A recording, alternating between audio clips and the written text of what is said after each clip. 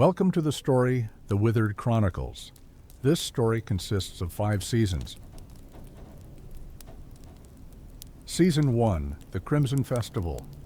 Chapter 1, The Blade Beneath the Wood. The banners of Solaris fluttered in the warm summer breeze, golden embroidery gleaming under the midday sun. The grand courtyard of the capital, Solmara, was filled with a sea of nobles, warriors, and common folk, all gathered for the grand tournament.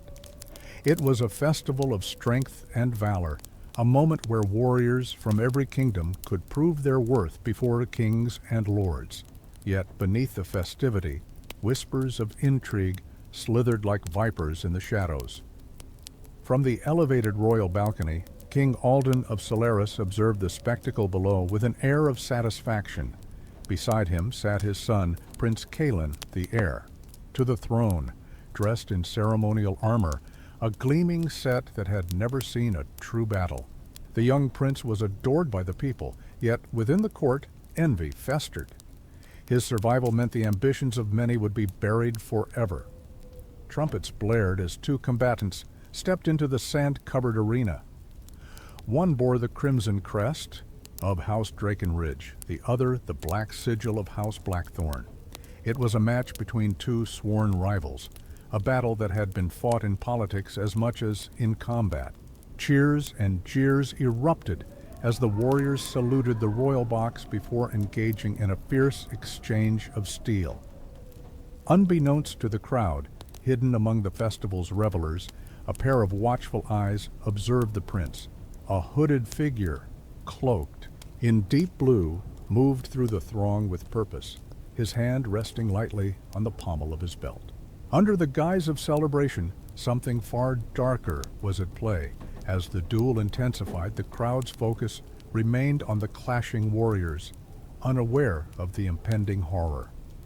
A young squire approached the prince, offering a training sword for a ceremonial spar against one of the tournament champions. With a youthful smirk, Calin accepted, drawing the wooden blade from its scabbard. Then, in a heartbeat, the air shifted. The moment the prince swung his practice blade, a sharp, unnatural clang echoed through the courtyard. The wooden sword had shattered on impact, but the piece that remained was no longer wood. It was iron. Gasps erupted from the stands as realization dawned. This was no sparring match. This was an assassination. The assassin lunged forward, aiming the jagged iron tip directly for the prince's heart. Chaos exploded within the arena. Screams rang through the air as guards surged forward, blades unsheathed. The prince stumbled back, his ceremonial armor useless against a real weapon. The assassin struck again, but before the fatal blow could land, a blur of steel intercepted it, a royal knight throwing himself between the prince and death. Blood sprayed across the marble balcony. The world slowed as King Alden rose to his feet, his face twisted in rage and horror. The assassin, undeterred, twisted his blade free and vanished into the panicked crowd. The festival had become a bloodbath, and with the prince's life hanging by a thread, the kingdom of Solaris stood at the precipice of chaos. The first move in the game of kings had been played, and the war had only just begun. Chapter 2. Ashes of betrayal. The scent of blood clung to the summer air like an omen, its metallic tang sinking into the very stones of Solmara's grand courtyard. Where once there had been joy and celebration, now there was only horror, scattered. Banners, overturned goblets of wine, and the shattered remains of a peace that had barely held the realm together. King Alden stood rigid, his knuckles white as he gripped the golden railing of the royal balcony. His gaze remained fixed upon the broken form of Sir Edric, his most loyal knight, whose lifeblood now pooled across the marble floor. The man had given his life to protect the prince. But the prince, he lives, a healer whispered, her voice trembling as she pressed bloodied hands against Calin's side. The blade missed his heart, but the wound is deep. We must move him to the keep at once. Alden exhaled sharply, his relief brief and cold. The prince had survived the blade baptiste, but who had wielded it? Who had dared to defy the crown in such a brazen act of treason? "Seal the city gates," the king roared, his voice cutting through the din of panicked voices. "No one leaves Solmara until the assassin is found." The order spread like wildfire, knights and city guards snapping into action, their armor clanking as they stormed through the palace corridors and into the streets beyond. The festival had become a manhunt, and the kingdom of Solaris trembled under the weight of its own fury. Among the chaos, Lord Gareth of House Drakenridge stood unmoving, his sharp eyes narrowing as he observed the royal court unravel before him. He had known war, had smelt its approach in the winds of distant battlefields, and now he sensed it here, within the very heart of Solaris. This was no mere act of rebellion. This was war's first whisper. "Alden," he called, stepping forward, his heavy boots leaving faint traces of red on the white stone. "This is no petty assassin. Someone seeks to fracture your rule, someone who has the means to do so." The king turned, his eyes burning with barely contained rage. "Then tell me, Gareth, who?" A knowing silence passed between them before Gareth finally spoke. "There is more than one knife in the dark, my king, and some are held by hands you would never suspect. Far beyond the palace, in the depths of the labyrinthine streets of Solmara, a lone figure disappeared into the shadows, a thin smile gracing their lips. The first strike had been made. The war had begun, not with a clash of armies, but with the whisper of a blade in the dark. Chapter 3. Shadows over Velmora. The wind howled through the towering spires of Velmora, carrying with it the scent of damp stone and burning incense. Unlike the golden streets of Solaris, Velmora was a city of scholars and secrets where whispers were worth more than gold. Hidden within its ancient halls, the Council of Magi convened, their faces shrouded by the dim candlelight. A robed figure moved through the chamber, his voice a low murmur. The world trembles, and yet the kings play their petty games. Solaris bleeds, but its neighbors remain blind. A woman seated at the council's head raised a single, withered hand. The threads of fate tighten, but we must not act in haste. "Tell me, Marcellus, what does the fire reveal?" Marcellus hesitated, his fingers curling around the silver pommel of his staff. "The omens are clear, war has begun, and with it, something far worse stirs." The council chamber fell silent. The flickering flames of enchanted torches cast eerie shadows against the walls, illuminating ancient tomes filled with forgotten spells. Outside the council chamber, a lone figure stood upon Velmora's highest balcony, gazing at the distant mountains where an ancient darkness lay dormant. His lips parted in a whisper, sending a message into the wind, a warning carried across the kingdom. The past is waking, and it will demand its due. Chapter 4. The gathering storm. The morning sky above Stormhold was veiled in dark clouds, as if the heavens themselves sensed the unrest brewing within its mighty walls. The mountain kingdom, known for its unyielding warriors and brutal winters, stood on the precipice of war, though not against the enemy that lurked beyond the horizon. In the grand hall of the Iron Keep, torches flickered against the cold stone walls, casting long shadows over the gathered warlords. At the head of the table sat King Roderick Stormbane, a man as unyielding as the mountains that bore his name. His steel-gray eyes scanned the faces before him, his generals, his bannermen, his sons. They had all come for one reason. Solaris is weak, a gruff voice rumbled from the far end of the hall. Lord Hagen Blacktooth, a battle-hardened commander with a face marred by countless scars, leaned forward. "A wounded wolf is the easiest to kill. If we march now, we take their lands before they can recover from this mess." Murmurs of agreement rippled through the hall. The failed assassination in Solaris had sent shockwaves across the realm. Every kingdom had seen the blood spill in the streets of Solmara, and now, like vultures circling a dying beast, they gathered to claim their share. But Roderick Stormbane did not move. His fingers drummed against the iron armrest of his throne, his expression unreadable. "We are not scavengers," he said at last, his deep voice silencing the chamber. "We are storm callers. We take what is ours, but only when the gods grant the winds in our favor." A tense silence followed. Lord Hagen narrowed his eyes, but before he could argue, the doors to the great hall burst open. A lone rider, cloaked in mud and exhaustion, stumbled inside. His face was pale, his eyes wide with something beyond fear. "The withered stir," he gasped. "The deadlands shift. They march." The hall, once filled with a hunger for conquest, fell into an eerie silence.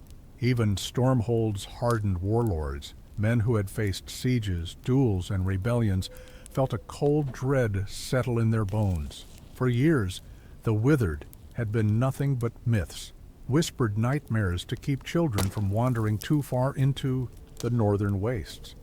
But now, standing before them, was a man who had seen them move, and in his eyes they could see the truth. The storm was coming, but it was not of their making. Chapter 5. The pale dawn. The sun had yet to rise over Ironvale, but the forge fires never slept. Deep beneath the city's stone walls, where the clang of hammer on steel echoed like a war drum, the blacksmiths of the kingdom toiled. It was here, in the belly of the mountain, that the weapons of kings were born. Yet on this night, the forges burned for a different reason. A lone rider had arrived at the city gates before dawn, half frozen and bleeding, his face pale with terror. He had ridden through the night, across frozen rivers and treacherous passes, bringing a warning from the north, a warning that could not be ignored. Now, in the war chambers of King Hadrian Ironheart, the air was thick with tension. The lords of Ironvale had gathered, their expressions as cold and unyielding as the steel they forged. Seated at the head of the iron-plated table, Hadrian, known as the Unbending King, tapped his gauntleted fingers against the surface, waiting for the messenger to speak. "You say you saw them?" The king's voice was quiet, but the weight behind, it could shatter stone. The messenger, still shaking, nodded. "I did, my king. The Withered have risen. They are no longer a myth." A heavy silence settled over the room. The Withered, whispered legends, bedtime stories to frighten children, were real. And if the reports were true, they were moving south. "How many?" Hadrian finally asked. The messenger swallowed hard. "Thousands, maybe more. I barely escaped with my life." A murmur rippled through the gathered lords. Some scoffed, unwilling to believe in ghosts of the past, while others paled, recognizing the danger for what it was. Lord Edric Hollowfang, an old warrior with silver-threaded hair, leaned forward. "And yet, we stand here, arguing about shadows and legends. What would you have us do, my king? Send our armies to chase ghosts in the snow?" Hadrian's cold eyes flicked toward his general. "I would have us prepare. Whether you believe in them or not, something is coming, and Ironvale does. Not cower behind its walls." Lord Hollowfang exhaled sharply, but did not argue further. Hadrian turned back to the messenger. "You will rest, and when you are able, you will tell me everything you saw. Leave nothing out." The messenger bowed weakly before being led away by the guards. As the great doors to the chamber closed, the king's expression darkened. He could feel it, like the rumble of an oncoming avalanche, the storm before the battle. War was coming, and Ironvale would be ready. Chapter 6. Whispers in the dark. The halls of Duskfall were carved from obsidian and bone, built upon the remains of a kingdom long forgotten. Here, in the realm of daggers and shadows, alliances were nothing more than well-timed betrayals. The Black Court, as it was called, held power not through steel, but through secrets. and tonight secrets would decide the fate of kings. A lone candle flickered atop a table of polished onyx, illuminating the gathered figures in the dim chamber. 5 cloaked individuals sat in silence, their faces hidden beneath dark veils. They were the Hand of the Veil, the most feared council of spies in the realm. At the head of the table sat Lady Selene Blackthorn, ruler of Duskfall. Unlike the warlords of Stormhold or the ironclad kings of the mountains, she did not command legions of armored knights. Her kingdom thrived on whispers, and her weapons were the lies men told in the dark. A man stepped from the shadows, his movements as silent as death itself. Lord Valen Ravenspire, her most trusted informant, knelt before her. "The wolves of Stormhold sharpen their claws," he murmured, "and the smiths of Ironvale forge steel for war. Yet neither sees the real danger." Selene studied him for a long moment, her emerald eyes gleaming like a cat watching its prey. "And what is the real danger, Valen?" Valen hesitated. Then, with the careful precision of a man who understood the weight of his words, he spoke. "The withered have returned." A silence heavier than the grave settled over the chamber. Selene leaned forward, the candlelight casting eerie shadows across her face. "And you are certain?"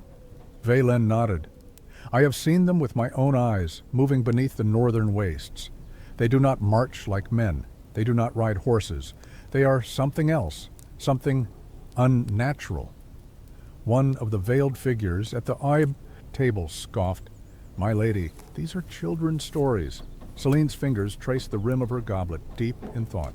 "And yet, the great houses prepare for war. They feel something, even if they do not yet understand it." She glanced toward Valen. "What would you have me do?" The spy's lips curled into the ghost of a smile. "We do what we do best, my lady. We watch. We wait. And when the time is right, we decide who lives and who dies." Selene swirled her wine, watching the dark liquid catch the light. "Very well. The veil remains unseen." A sharp gust of wind rattled the chamber's stained glass windows. In the far distance, past the dead forests and ruined towers of old, the land itself seemed to tremble. For the first time in 1,000 years, the darkness beneath the world was stirring once more. Chapter 7. The Price of Kingship.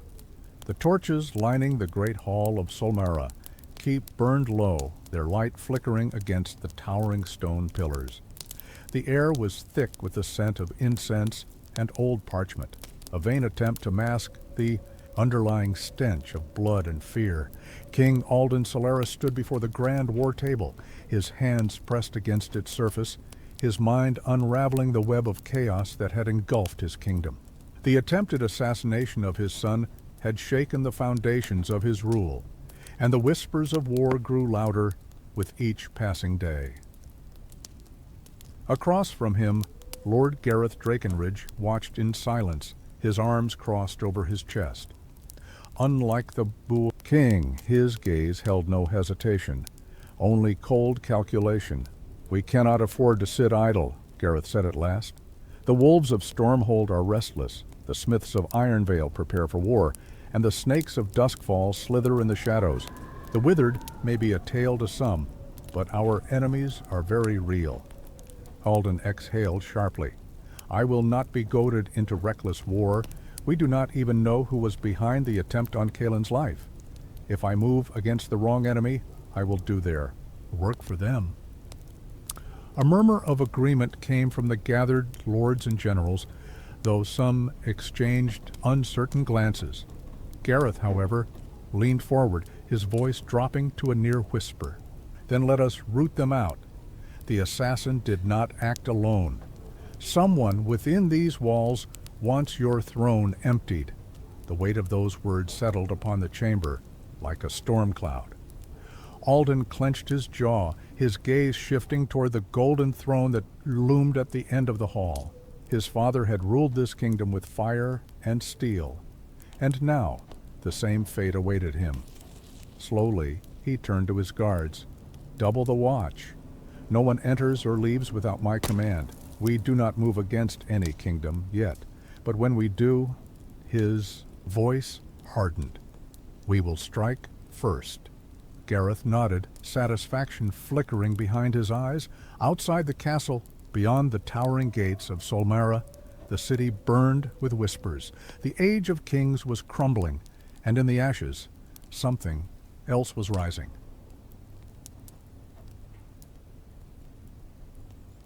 Chapter 8. The echoes of the past. Beneath the ancient halls of Velmora, where the roots of the world touched forgotten ruins, the air was thick with dust and the scent of decayed parchment. The Council of Magi had convened once more, their whispered voices barely louder than the crackling torches that lined the circular chamber. But this was no ordinary gathering. Tonight, they sought answers that had been buried for centuries. Marcellus the seer stood before them, his wrinkled hands hovering over an obsidian basin filled with darkened water. The reflection in its surface did not show his own weary face, but something far older, something that should have remained forgotten. "The withered," he murmured, his voice barely more than a breath. "They are not just returning, they are remembering." A murmur rippled through the gathered Magi.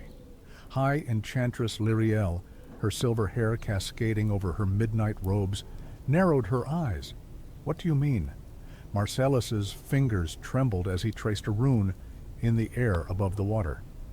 The image shifted, ancient battlegrounds, ruins swallowed by time, and finally a vision of a long-lost city, buried beneath ice and stone. "Their bones lie beneath the world," he continued, his voice heavy with sorrow. "And in their bones, their history waits to be unearthed." One of the younger scholars, barely past his 40th year, scoffed. "Legends and ghosts," he muttered. Lyriel turned to him sharply. "Then why do their shadows stretch over the present? Why does the fire whisper their names?" Marcellus closed his eyes, feeling the weight of 1,000 voices pressing against his mind. "Because we are not the first to stand at the edge of their return, and we will not be the last." The council chamber fell into silence. No one spoke, but all understood the same truth. If the past was waking, then so too was the war that had once buried it. Lyriel took a slow breath and turned to the others. "If this is true, then we must act. We must uncover what was lost before they do." "And if we fail?" one of the elders asked. Marcellus opened his eyes, the reflection in the basin already beginning to fade. "Then history will not repeat itself. It will consume us." Far beyond Velmora, where the winds howled over desolate wastelands, something stirred beneath the mool ice, a ripple almost imperceptible, as if the earth itself was exhaling after a long slumber. The past was no longer silent. Chapter 9. Blood in the Snow. The wind screamed across the frostbane expanse, a wasteland of ice and forgotten bones, where only the desperate and the damned dared to tread. It was a land untouched by war for centuries until now, a column of stormhold, riders clad in fur-lined armor and bearing the sigil of the howling wolf trudged through the frozen expanse. At their head, Lord Hagen Blacktooth rode with a hand on his axe, his breath turning to mist in the air. He had seen war, he had bathed in the blood of kings, but something about this place unnerved him. He was not a man prone to superstition. Yet here, in the heart of this forsaken land, the silence felt wrong. "Scouts should have returned by now," muttered Captain Rail, his voice barely audible over the wind. Blacktooth did not answer. He did not need to. The men felt it too. Something was watching them. Then, from the swirling snow, a shadow emerged. The scout stumbled forward, his fur cloak torn, his face pale with something beyond fear. He collapsed onto his knees, his mouth moving soundlessly, eyes wide with horror. Rael leapt from his horse, gripping the scout's shoulders. "Gods, man, what happened?" the scout gasped, his breath ragged. "They are here." A silence. Then, from beyond the blizzard, the howls began. Not the cries of wolves, not the battle horns of men, something else.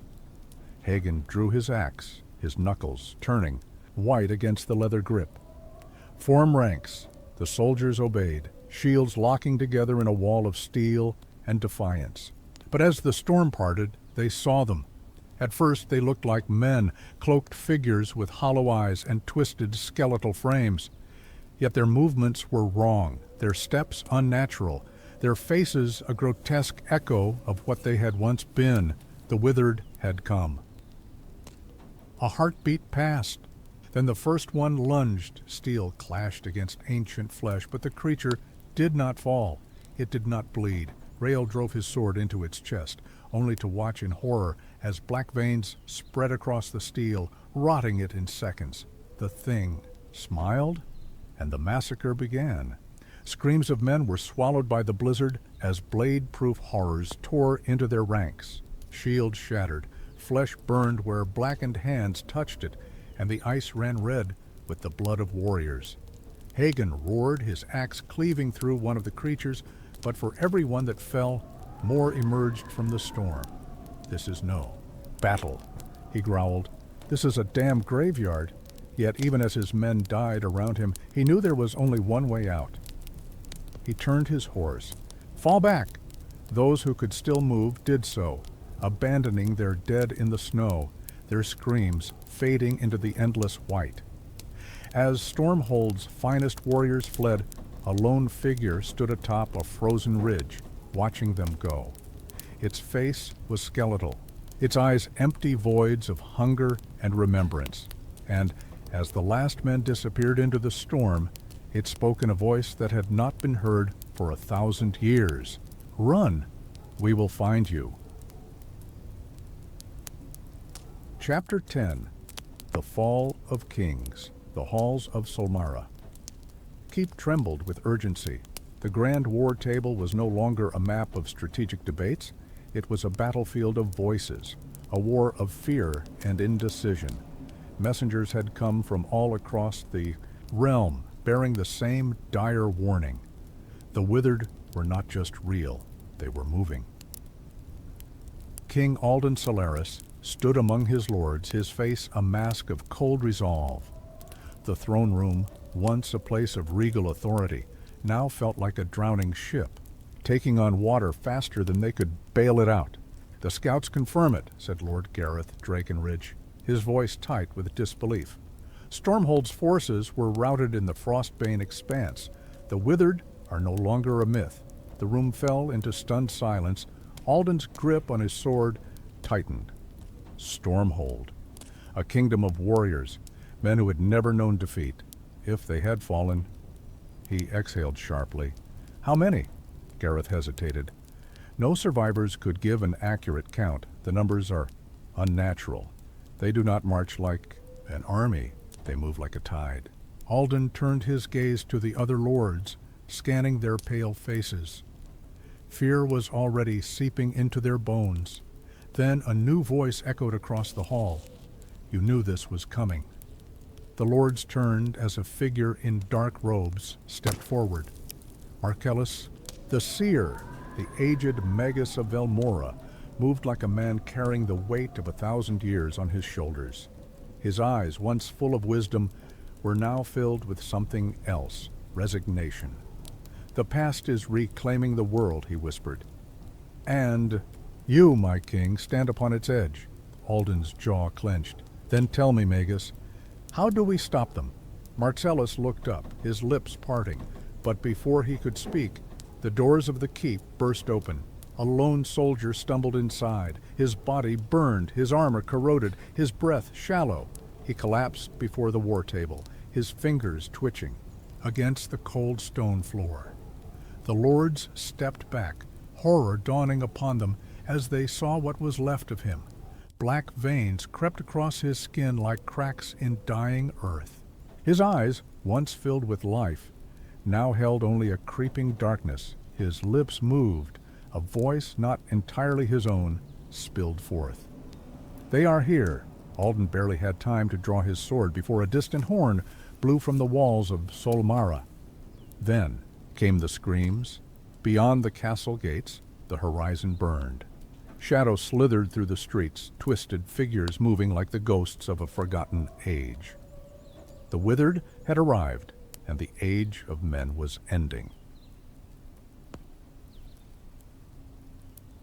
Season 2, Rise of the Withered, Chapter 1, Ashes of Solmara. The fires of Solmara still burned. Smoke coiled into the blood-red sky as the once mighty capital of Solaris lay in ruin, its marble towers shattered, its golden banners reduced to ash.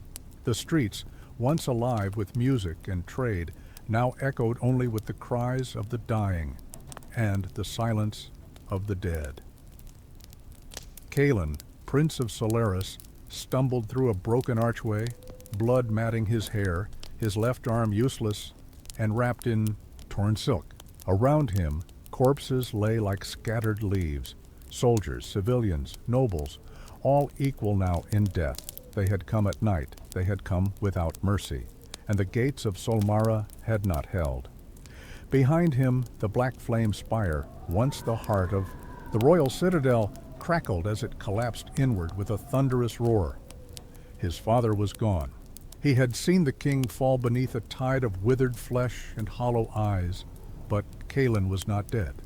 Not yet. He staggered toward the shadow of a broken statue, his mother's likeness, now beheaded, and slumped behind it, gasping for breath. Somewhere, in the smoldering dark, a shriek pierced the silence. Not human, not animal, something worse. Kalen closed his eyes, forcing the memory of the attack from his mind. He needed to escape. He needed to survive, because somewhere out there beyond the mountains, someone had to fight back. Far across the sea of flame, in the eastern towers of Velmora, Marcellus the seer stood at a high window, watching the distant glow of Solmara's destruction. "They have begun," he whispered. "The world breaks, and now the old pacts must be unburied." Behind him, High Enchantress Lyriel entered, robes gliding over the ancient stone. Her expression was grim. "The council will not act," she said. "They fear their own prophecies. They fear the truth." Marcellus turned, his eyes cold with resolve. Then, "We no longer wait for councils." He picked up a blade older than most kingdoms.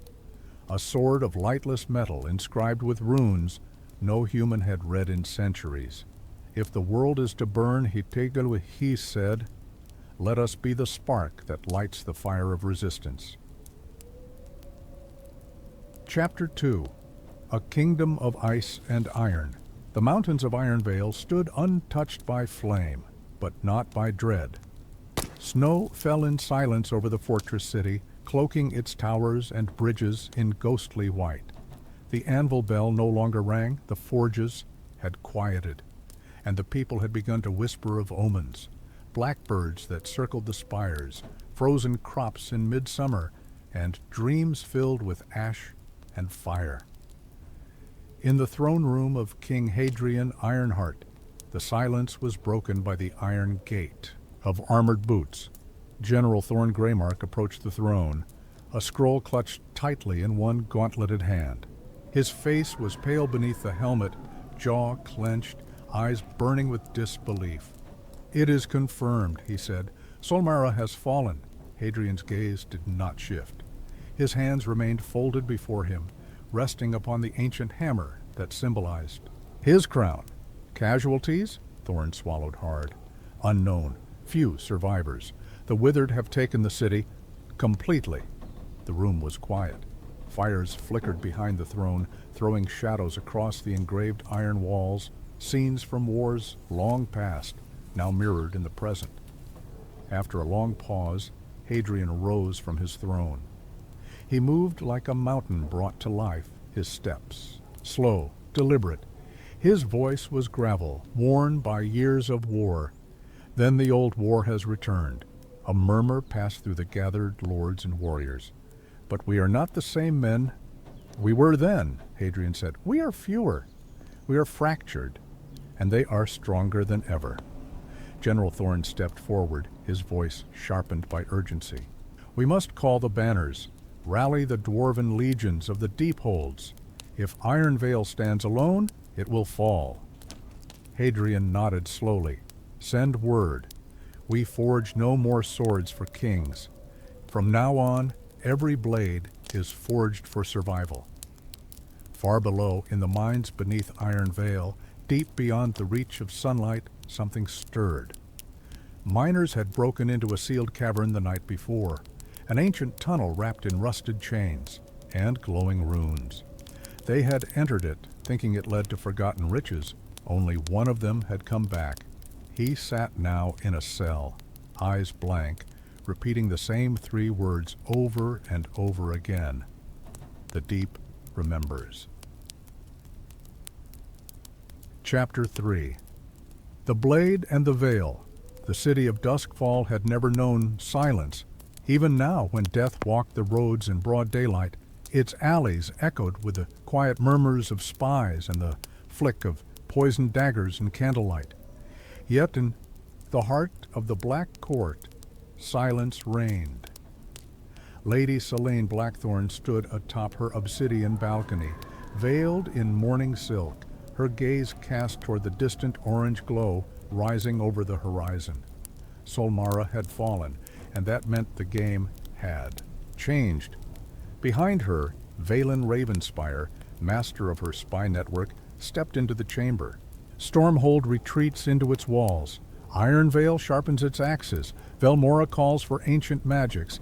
And yet no one knows what you intend, my lady. Selene turned slowly, her voice smooth as shadow. Let them wonder. She walked to the center of the room where a map lay stretched across a stone table, marked not with armies, but with names, circles around noble houses, dagger symbols beside city governors, runes scrawled in the margins, left by her most trusted whisperers. "We do not fight with legions," she said. "We fight with the fear in a king's heart, with the tremble in a nobleman's hand, as he signs away his loyalty." Valen smirked. "You would rather bleed them with secrets than swords." Selena's eyes glinted. "A sword can kill a man. A secret can kill a kingdom." She tapped a finger on one of the circled names. Kalen. "Solaris. He survived," she whispered. "The boy lives, and if he lives, he can still wear a crown." Valen frowned. "You intend to find him?" "No," she replied. "You do." Elsewhere, beyond the smog-draped hills of the west, in a forgotten barn beneath a starless sky, Kalen lay wrapped in a stolen cloak. His body was broken, his wounds only half-healed, and his name carried death wherever it was spoken. But in the shadows of his fevered dreams, his father's voice echoed, "Rise, Kalen.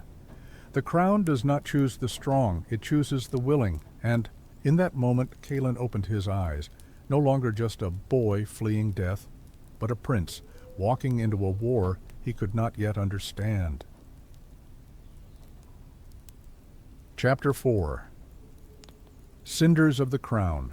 The old road to Alareth was a forgotten spine of cobblestones, broken and overgrown, stretching like a scar through the weeping forest. No caravans passed here anymore, only ghosts. Kalen moved slowly beneath a cloak of tattered gray, leaning on a crooked staff as he made his way toward the last place that still whispered the name Solaris with reverence. His once golden hair was now dark with soot and blood, his eyes older than the boy who had once trained with wooden swords in Solmara's sunlit courtyards. He was no longer a prince, not in name, not in bearing, but something within him still burned. Beside him rode an old mercenary named Rorik, a man with a crooked jaw, a mangled hand, and a voice like sand dragged over stone. Kalen had met him by chance, bleeding and half dead. In the woods, the man could have robbed him blind. Instead, he had simply said, "If you're alive, boy, you have debts to pay. History don't forget cowards." Now, Rorik watched Kalen limp forward. "Still breathing, eh?" Kalen nodded. "Barely?" Rorik spat. "Good. Pain means the gods haven't given up on you yet. Can't say the same for your kingdom." Beyond the forest, the village of Elerith slept in the mist. It was a place of old blood, once loyal to Solaris, now ruled by silence. Kaelin approached the village square in twilight. Broken statues of old kings stood toppled and moss-covered. Farmers glanced up from their work, eyes narrowing as they studied the cloaked stranger. A child whispered, "Is that him?" A woman hushed her. A man quietly barred his door. Kaelin stood before the fallen obelisk bearing the sun sigil of his house and placed one trembling hand upon it. "I will not let you be forgotten," he whispered, "not while I still draw breath." Behind him, Rorik stood guard, one eye on the alleys, the other on the rooftops, because far beyond the square, beneath the bell tower, a shadow moved. In the north, across the wind-swept steppes of Stormhold, the flames of the council pyres roared once more. The warlords had gathered, the old blood called to arms, and the raven banners began to rise. Chapter 5. When Giants Wake. The winds that tore across the vales of Erden were different now. No longer cold, but heavy with the weight of ancient things rising. The earth itself seemed restless, and the people of Highbarrow, a mountain city, carved into the cliffs of Ebenreich, could feel it in their bones. The old legends spoke of a time when the giants of the north would return, not as allies, but as judges, to weigh the hearts of men who had forgotten the old pacts. And now, as the ground trembled and the snow refused to fall, they knew that time had come. Within a high stone hall, lit only by oil fires and the glow of runes carved into the walls, Warden Mara Thornvale stood before the stone ring of truth, an ancient circle where no lie could survive. She had summoned the last of her seers, she had read the shifting stones, and she had heard the voice of the mountains. They stir beneath the ice, she whispered. Not just the withered, something older, something bound. A warrior beside her, Joran Bearborn, grunted. "Giants, forgotten, frozen, and full of rage," Mara turned to him. "We sealed them long ago, but the seals are failing. Solmara is not the only thing that will fall if they rise." Joran's hand moved to the hilt of his massive axe. "Then we remind them why they slept." "No," Mara said, eyes glinting like frost under firelight. "We remind them who kept the promise. Far beyond the halls of Highbarrow, in a glacial cave where time stood still, something vast exhaled, a heartbeat that echoed through stone and silence. A chained limb shifted, an eye opened, pale, ancient, and filled with fury. The giants were waking, and they remembered everything." Chapter 6. The Pact of Dust and Flame. Deep within the labyrinthine chambers of Velmora, beneath towers of shadow glass and halls where magic itself pulsed through the stone, the Council of Magi had gathered again. This time, not to speak, but to choose. Marcellus, robed in violet and ash, stood before an ancient archway sealed for centuries. Upon it were words etched in a language older than men, pulsing faintly with red light. Around him 6 Magi formed a circle, some uncertain, others visibly afraid. Behind them, Lyriel watched with arms crossed, her expression unreadable. "Once we open it, we cannot turn back." "We've already passed the point of return," Marcellus said. "If the withered cannot be stopped by steel, and the giants rise to judge the living, then only the oldest fire will stand against the coming dark." He raised his hand. Runes flared to life. The seal groaned. The gate opened, and from the deep something answered. Miles away, far beneath the ruined mountains of the east, in a cavern lit by natural flame, a man stepped forward. He wore no crown, no sigil, no title, and yet he had once been a king, a name lost to time, buried under betrayal and exile. His skin bore the burns of pact binding, his veins glowed faintly red. He had been waiting. As the gate's magic reached him, he opened his eyes for the first time in a century. "Marcellus," he whispered, "you've finally come to beg." Back in Velmora, the flames within the chamber dimmed. Marcellus lowered his hand slowly. "He's awake." Liriel turned to him. "And now?" Marcellus's voice was hoarse, as if the weight of his choice had drained something from him. "Now we release the first flame?" Chapter 7. Banners in the Dark. On the plains where kingdoms once met to trade, now only the banners of war rose, tattered, desperate, and blood-stained. The sky above Ravenmoor Pass was the color of bruised iron, and the earth below was wet, with more than rain. 3 great hosts had arrived: Stormhold, Ironvale, and the shattered remnants of Solaris, now led by those who still believed the realm could be united. Their tents stretched like scars across the fields, filled with men who no longer knew what peace felt like. In the center stood a single war tent, lit from within by torchlight and tension. Around the circular table, Calin, General Thorn of Ironvale and Lord Valen of Duskfall, stared at one another, voices sharp, patience thinner than the parchment maps between them.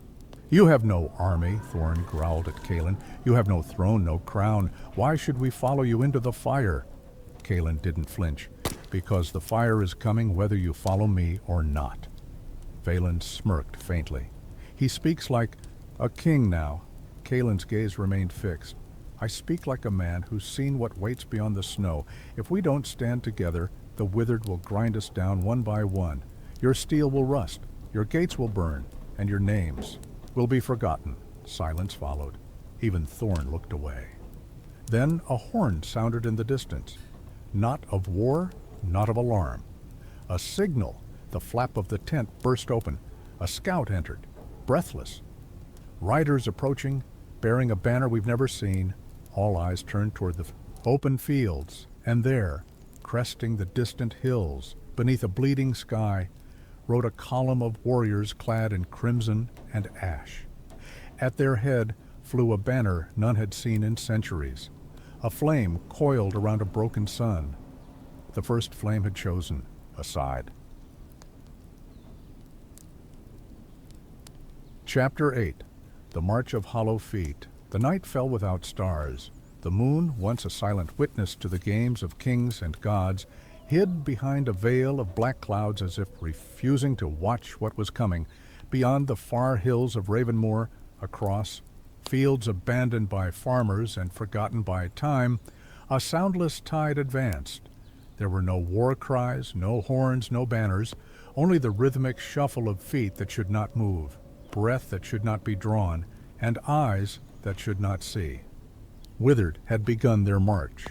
Within the camp of the living, the tension had become unbearable. Fires burned low, conversations turned into hushed prayers, and even the bravest of soldiers found their hands trembling as they polished steel that would soon be useless. Inside the war tent, Calin stood alone before the map, staring at this placement of stones and symbols that had once represented noble houses, now reduced to ashes or ghosts. Rorik entered without a word, tossing a piece of cracked, rotting armor onto the table. It bore the mark of a Solaris knight, but the metal was eaten from the inside. Its veins blackened. "They found our scouts," Rorik said. "They didn't die. They changed." Calin looked up slowly. "They're close. Too close," the old mercenary growled. "We wait here, we die." Elsewhere in the broken towers of Duskfall, Lady Selene stood upon her high balcony, watching the distant flashes of flame across the plains. "Do you see now?" she whispered to Valen, who stood behind her. "This war cannot be won by blades alone?" "Then how?" he asked. Selena turned, eyes like twin green daggers. "We make them bleed from the inside." She raised a scroll sealed in midnight wax, a spell of old blood, forbidden even by Velmora's standards. Let the dead choke on poison, and far. Beyond all walls and battlements, in the ice-choked tombs of the north, the giants stirred again, not with rage, but with fear, for even they could hear the footsteps in the dark. Chapter 9. The wall of light. They had no choice but to make a stand. By dawn, the armies of Stormhold, Iron Veil, the remnants of Solaris, and the mysterious soldiers of the First Flame had formed a loose crescent across the vales of Lorien, a natural choke point between the mountains and the eastern plains. If the Withered were to reach the Heartlands, they would have to pass through here. And so, here, the living would draw their line. Kalen rode along the ridgeline, armor freshly polished, but dented with age. He no longer looked like a boy playing prince. He had become something else, a survivor leading survivors. Behind him, banners flapped in the cold wind. The flaming wolf of Stormhold, the iron fist of Iron Veil, the rising sun of Solaris, reborn in ash, and now a black flame, wreathed in red, the mark of the First Flame. They stood together, but barely. Old rivalries still whispered beneath every drawn sword. Trust was thin, and the night would test every ounce of it. On the front line, General Thorn Greymark barked orders while soldiers dragged heavy stone and timber into position. Build it higher. If they breach this wall, it's over. The wall was not truly a wall, but a desperate barrier of wagons, rubble, and sharpened pikes, reinforced with flame wards set by the Velmoran Magi. In the center, atop a platform carved from an ancient boulder, Marcellus stood with Lyriel, both focusing their strength into the air itself. Above them, glowing runes lit the sky, a dome of shimmering gold, an ancient barrier of old-world magic. "The light word," Marcellus whispered. "It will hold for one night, no more." And then, as the last sun rays disappeared behind the mountains, they came, like shadows made flesh, like memories of death that refused to die. Thousands, tens of thousands, the Withered. No drums, no screams, only the sound of flesh on earth, of claw against shield, of a silence that suffocated hope. They moved as one, surging toward the barrier, and when the first of them struck the light word, the sky lit up in fire. Flames exploded across the field. Catapult bolts soared overhead. Magi hurled streaks of light into the dark swarm, but the Withered did not break. They climbed over the dead. They burned, and still they came.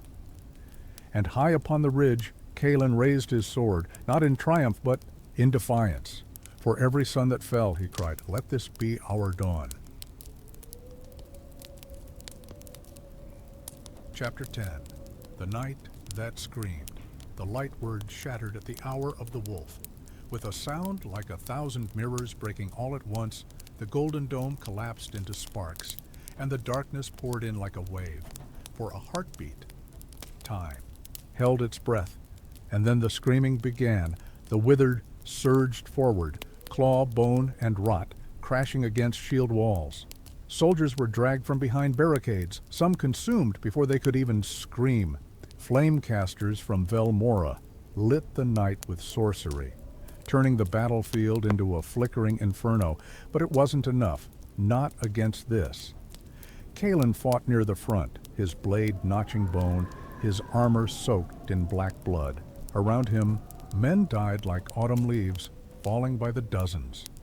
Rorik was beside him, missing part of his shoulder, laughing through the pain. "They're like ants," he spat, swinging his broken sword with wild precision. "No end to them." "We don't need to end them," Kalen replied. "We just need to hold." "Hold what?" Rorik barked. "There's nothing left to hold." But then a horn, deep, distant, echoing. From the western cliffside, a rumble began, and the ground moved. The giants had come. They emerged from the fog like moving mountains, stone-forged armor glowing with frost, wielding hammers as large as siege towers. With earth-shaking fury, they slammed into the Withered horde, scattering corpses like dust in the wind. It was not salvation. It was not peace. It was a new war within a war. The Withered turned on the giants with fury. Some fell. Some rose again corrupted, but others, those ancient, noble titans, stood unbroken. Mara Thornvale, riding atop one of them, raised her war staff.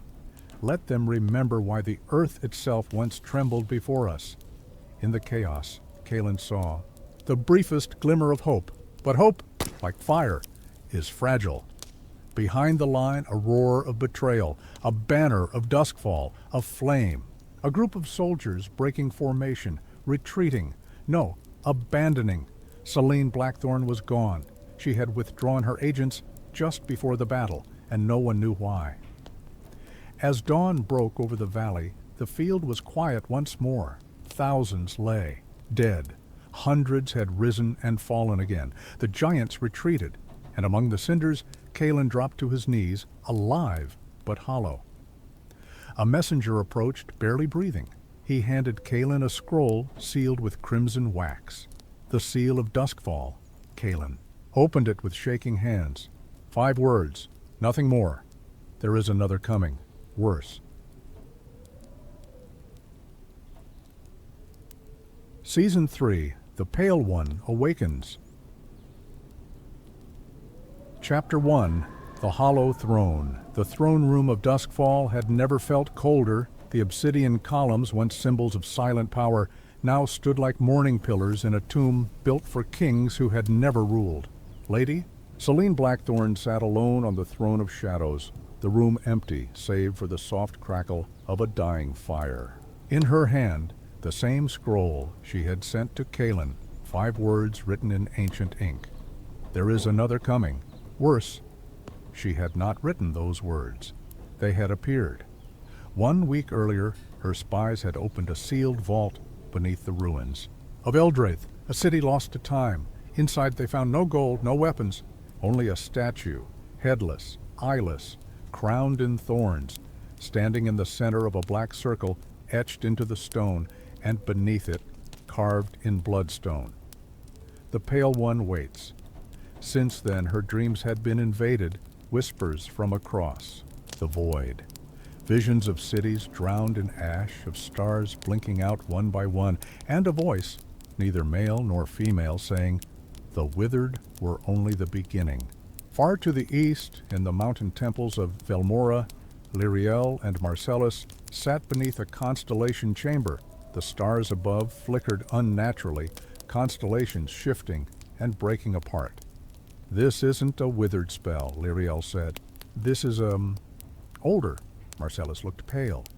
"Something is unraveling the weave itself. Magic, time, memory, it's all bleeding." "Then we must find Kaelin," she said. "And tell him," Marcellus shook his head.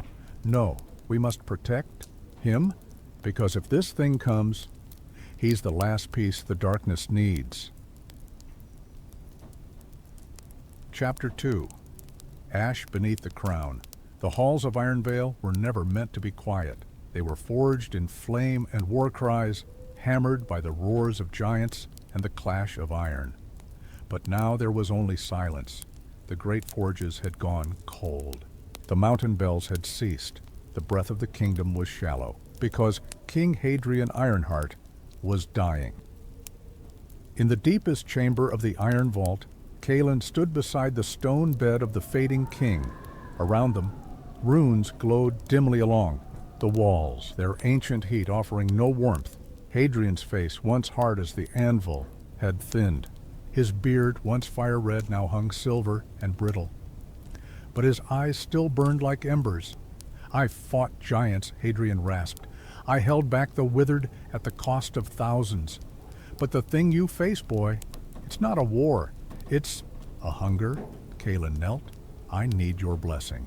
Ironvale will fracture without it." Hadrian chuckled weakly. "Then let it. A king's blessing means nothing when the world forgets what a king is." But then he reached forward and took Kaelin's hand in his own, gripping it with a strength that shouldn't have remained. "You wear no crown." "Good. Crowns rot the soul, but you carry names. Drakenridge, Blackthorn, Stormhold, Velmora. All of them. Behind you now," he leaned closer. "Don't just lead them, Kaelin. Outlive them." And with that, Hadrian Ironheart, king of stone and flame, breathed his last. That night, a pillar of smoke rose from Ironvale's peak. The anvil pyre lit only when a true king passed. The mountains mourned, and in the flickering dark, a single raven flew west, bearing a sealed message written in Caelan's hand. Summon them, all of them. We meet at the Vale of Crows before the stars go silent. Chapter 3. The Gathering of Broken Banners. In the wind-swept basin known as the Vale of Crows, the bones of old kings slept beneath the soil. It was said the ravens here did not feed on flesh, but on secrets. Now, for the first time in a generation, banners flew again above the vale, though none were whole. Torn edges, faded colors, stitched wounds across ancient sigils, symbols of houses that had once ruled and bled. At the heart of the field stood a single obsidian pillar blackened from 1,000 storms. Around it, fires were lit in a circle. The ancient rite of parley, not peace, not trust, only the promise that no blood would be spilled. Yet, Caelan. Solaris stood before the flame, cloaked not in gold, but in ash-stained gray. At his back, remnants of Iron Vale, Stormhold captains, fire-touched warriors of the first flame. One by one, the others arrived. Mara Thornvale, riding with her giant escort. Stone-skinned and frost-breathing, Valen Ravenspire, representing Duskfall in Selene's silence, his eyes unreadable. A delegation from Velmora, led not by Marcellus but by Lyriel alone, and unexpectedly, a pale-skinned envoy cloaked in snow, claiming to speak for the giants not yet awakened. For a moment, none spoke. Then Caelan stepped forward. His voice did not shout. It carried. We are not here to remember what we were. We are here because what comes will not care who we were. He looked at each of them. Lords, traitors, exiles, mages, monsters. We fight a war without an end. And now we learn of one who is worse than death. Lyriel's voice cut through the cold. The Pale One. A ripple of unease spread through the circle. Do we even know what it is? Valen asked. No, Caelan said, but we know it. Waits, and the withered march, not as conquerors, but as heralds. Silence again. Then Mara stepped forward and dropped her axe into the snow between them. If the world burns, she said, then let us burn fighting. Chapter 4. Echoes Beneath the Ice. Far to the north, where even ravens feared to fly and the sun rose only to die again, the forgotten land of Tharnmore slept beneath a coffin of ice, or so the world believed, but ice does not forget. And neither did the thing buried beneath it. A dozen cloaked figures made their way across the glacial expanse, each footstep swallowed by silence. They bore no banners. Their faces were hidden behind bone-white masks carved with unblinking eyes. At their center walked a woman in crimson, the prophet of hollow flame. Her steps left no mark in the snow. Her voice, when it came, was soft, yet carried through the wind like a blade through silk. He hears us now. They stopped at the edge of a black crater where no star touched the snow. Below, far beneath the frozen earth, a heartbeat echoed, slow, ancient, monstrous. The prophet lifted her arms. He is waking. The Pale One stirs beneath the ice. The age of rot was only the beginning. Around her, the masked figures began to chant, not in any tongue known to man, but in the guttural rhythm of things that crawled before language was born, and below, something moved.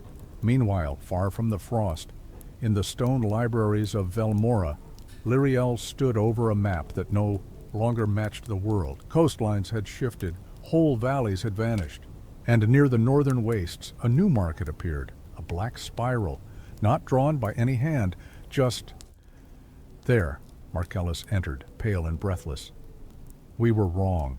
The withered, they're not just remnants, they're preparations, a reshaping, a softening of the world for something worse. Lyriel's voice was low. For him. And in that moment, they both felt it. A distant whisper neither of them had spoken. A single word curling into their minds like frost into a wound, soon. Chapter 5. A Throne Without Light. The city of Duskfall had always been a kingdom of secrets, but now even the shadows seemed uncertain. Its towers no longer whispered, its alleys had grown cold, and in the throne hall of the Black Court, the seats of power sat empty. Lady Selene Blackthorn had vanished. No word, no note, only silence. Valen Ravenspire, master of whispers and interim regent, stood at the edge of the obsidian dais, staring into the throne's reflection in the polished floor. It looked like a wound cut into the world, beautiful, cold, and bleeding meaning. "She's not coming back," said a voice from the shadows. He turned slowly. From the archway emerged Elira Blackthorn, Selene's cousin, young, sharp, and ambitious. Her hair was streaked silver despite her years, and her voice held steel beneath the silk. "You think she's dead," Valen said. "I think she saw something we haven't yet," Elira replied, "and she's either running from it or toward it." Elsewhere, beneath Duskfall, in tunnels long sealed, two of Selene's most loyal spies crept through the dust of forgotten chambers. They carried with them the last message Selene had, sent before she vanished. No one knew what it meant, only a phrase. "The throne is not the prize, the wound is." At that very moment, across the realm, Kalen received a sealed raven marked with Duskfall's sigil. He broke the wax, read the message, frowned, and then looked out across the ravaged plains where his army camped. "We're not just fighting an enemy," he whispered to himself. "We're sitting on the edge of something far older." Rorik, standing nearby, grunted. "Older than the Withered?" Kalen nodded. "Older than kings, older than the world we remember." That night, under a moon choked in cloud, the throne of Duskfall remained untouched, but far below, deep in its foundations, the stone pulsed once, as if the city itself had taken a breath, and something exhaled back. Chapter 6. The stars have gone quiet. High above the world in the great observatory of Vilmora, ancient lenses of crystal and silver pointed skyward, toward a canvas that had always been filled with answers, but now it whispered only silence. These stars were fading. Lyriel, her face drawn and pale, stood beside the seer's globe, one hand pressed against the humming surface of the celestial chart. The constellations she had memorized as a child, the hunter's wheel, the worm's eye, the crown of crows, were gone. Not hidden by cloud, not dimmed, simply erased. 3 gone in a single night, she whispered. And the sky does not forget without reason. Marcellus, his beard grayed beyond its years, leaned heavily on his staff. This is not a spell. Not even the Withered could undo the firmament. Then what does it mean? Marcellus hesitated. Then finally spoke the truth aloud. It means the gods have turned away. Far from Vilmora, in the frozen chambers beneath Ebonreek, Warden Mara Thornvale stood atop a ledge of frost, watching her giants kneel in silent ritual. They too had seen the sky fracture, and the oldest among them, those who remembered the age before man, had begun to chant the names of things not spoken in centuries. One of them, a massive stone-skinned creature named Ulvak the Deep-Bound, raised his eyes to Mara and said, "The Pale One does not march, he waits, and when the last star dies, he will be invited." That same night, Kalen sat alone beside the dying embers of a campfire. He looked up, seeking strength in the stars, as he always had, and found only darkness. He did not sleep that night. No one in the camp did, because for the first time since the first flame was lit, the sky no longer watched. Chapter 7. What sleeps beneath stone? The mountains of Ebonreach had long been thought to house nothing more than stone, steel, and ancient pride. But even the giants, forged in frost and time, did not dare to tread below the 5th depth, until now, Mara Thornvale, wrapped in furs and ironlight, descended into the forgotten veins of the mountain with a small escort of trusted warriors and a single giant, Ulvak the Deep-Bound. Their path took them past collapsed bridges, petrified statues, and murals so old their meanings had turned to myth. At the base of the final stair they reached a sealed gate carved with a single symbol, an empty circle, surrounded by 12 smaller ones, each now cracked. Ulvak placed his hand upon the gate. It opened without resistance, as if it had been waiting. Inside, they found a cavern wider than any cathedral. In its center stood a dais of black glass, and upon it a stone sarcophagus, humming with slow rhythmic pulses. Mara stepped forward. This wasn't carved by men. No, Ulvak said, nor by giants. He turned to her with eyes that shimmered with fear. This place was not made to keep something out. It was made to keep something in. At that same moment in Velmora, Lyriel gasped and stumbled back from the crystal chart, blood dripping from her nose. "What is it?" Marcellus asked, rushing to her side. Her voice was shaking. "Something just woke up beneath Ebenreek, and it's listening." Back in the cavern, Mara reached for her war staff, but the sarcophagus began to tremble. Cracks spread across its surface, and from within, a faint whisper spilled into the air. It was not a voice. It was a question, spoken into the bones of every living thing near it. "Which of you remembers my name?" Chapter 8. Names Written in Blood. In the tower vaults of Velmora, Lyriel tore through scrolls older than kingdoms, desperate to find a name she did not know how to spell, one that had never been spoken, only remembered in fear. "The Pale One," she whispered, eyes wide as her fingers brushed symbols that shimmered in defiance. He was once known, before memory, before time was carved into calendars. Behind her, Marcellus stood with arms folded. "If we remember him, we empower." "Him," Lyriel paused, "and if we forget, then we die blind." Far in the west, in the desolate city of Black Hollow, where no birds flew and no plants grew, the prophet of Hollow Flame stood before her followers in a great underground cathedral carved from volcanic glass. 1,000 masked figures knelt as she lifted her arms to the darkness above. "The seals break," she declared. "The gates open, but the name must be spoken. The world must remember." A single child stepped forward, eyes white, lips trembling. The prophet touched the child's forehead. "Say it," and the child began to speak. But his voice was not his own. The shadows around the cathedral shuddered, and every torch went out. Only one whisper remained: "I have been remembered." At the Vale of Crows, Calen awoke from a nightmare, drenched in sweat. He had seen a city swallowed whole, not by fire or storm, but by absence, as if it had never existed. Rorik rushed in. "Another banner just burned, Calen." "Dusk falls, southern hold."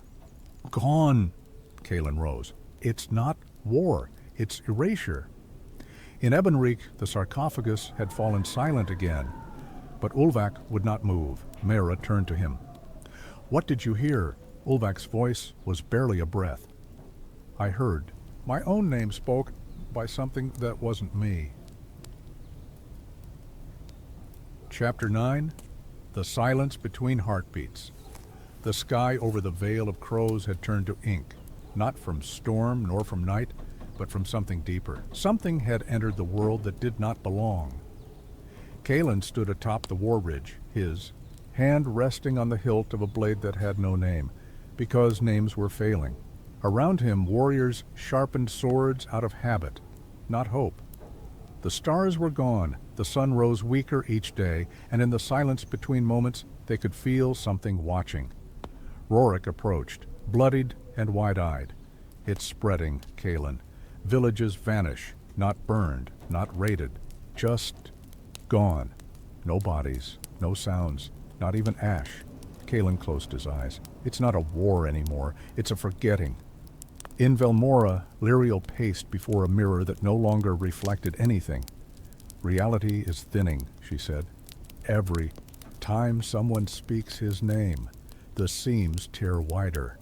Markella's voice, brittle as dried leaves, whispered, "Then we must stop them from speaking." "But it's too late," Lyriel replied. "There are dreamers across the realm chanting in their sleep. The Pale One is already being remembered through dreams."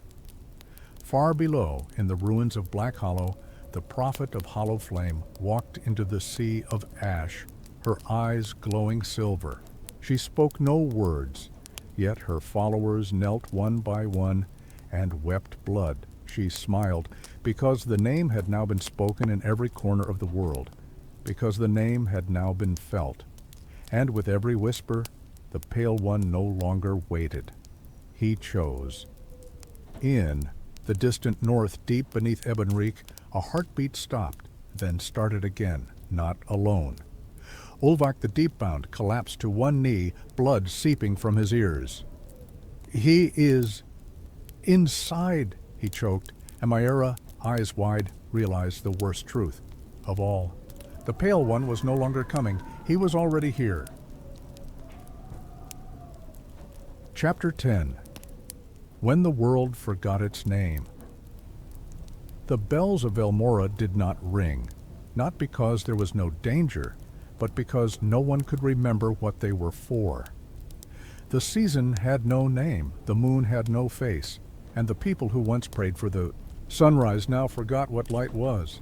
Across the fractured kingdoms, time slipped like water through broken hands. In Ironvale, blacksmiths woke to cold anvils and tools they didn't remember forging. In Stormhold, generals looked over war maps that no longer marked real places, and in the ruined keep of Duskfall, a once empty throne now pulsed with a heartbeat, not human, not living, but real. Kaelin stood alone atop a cliff that once overlooked the Vale of Crows. Now it overlooked nothing. The land below had become a mist of unplaces, where shapes twisted and reformed, where rivers flowed backward and words lost meaning as they were spoken. Even Rorik had forgotten his own name. He followed Kaelin like a shadow, eyes glazed, mumbling songs from a life that no longer existed. Lyriel, in Velmora's heart, tore the last pages from the book of threads. The ink dripped like oil, screaming as it ran. "We're not losing," she whispered. "We're unraveling." Marcellus had stopped speaking days ago.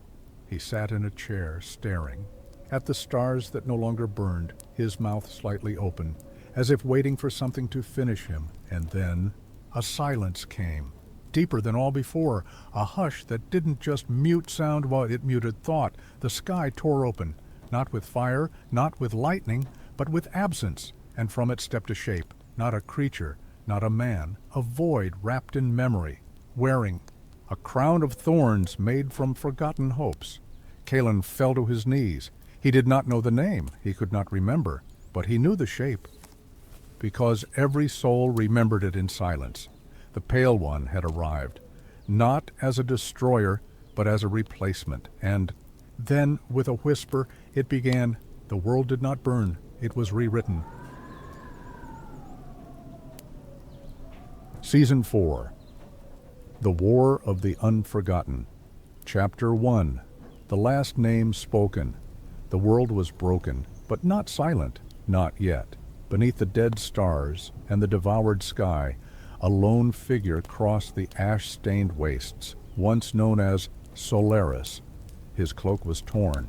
Boots melted at the edges, and yet he walked, not toward hope, but toward memory, because he still remembered, and that made him dangerous. His name was Kieran, no crown, no bloodline, just a farmer's son who had not forgotten the names of his mother, his brother, or the songs they once sang. And now, as the world came undone, Kieran could feel their names glowing in his chest, like coals that refused to die. He reached the summit of a ruined tower, one of the last places the stars had once kissed, and drew a symbol in the dirt, a circle, unbroken, a word of memory. And there, with cracked lips and shaking hands, he whispered, "I remember." The wind stopped. The sky twitched, and far, far away, something screamed. Meanwhile, in the forgotten crypts beneath Velmora, Liriel awoke in darkness, not because she had slept, but because even sleep had become a place the Pale One hunted. But tonight, something had shifted. Marcellus, nearly hollow, now sat up and stared at her. "I heard a name," he said, "a human name, spoken without fear." Liriel's eyes widened. "Then we are not alone." Chapter 2. Fires that do not burn. In the shattered plains where Iron Vale's shadow once stood, a flame flickered in the darkness, not a fire of heat or hunger, but of memory. They called themselves the Emberbound. Once blacksmiths, librarians, were orphans, poets. Now, keepers of names. Among them stood Mara Thornvale, wrapped not in furs this time, but in a robe stitched with sigils of lost languages.